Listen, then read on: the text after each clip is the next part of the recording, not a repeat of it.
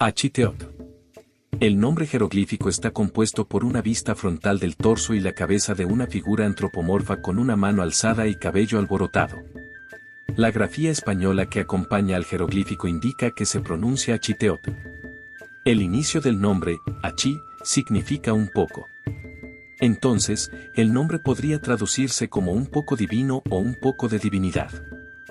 La matrícula de Huejotzinco es un documento colonial, en el cual los jeroglíficos nahuas fueron modificados por la cosmovisión europea.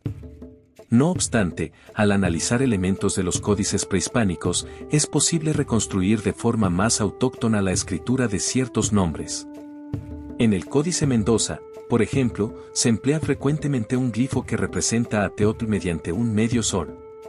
Por otro lado, la palabra, Achi, puede representarse gráficamente con el glifo del agua, Atl, y la semilla de chía, ya que esta planta proporciona la sílaba chi.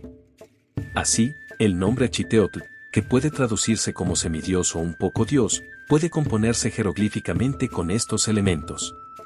Con el reverencial se lee Achiteotzin.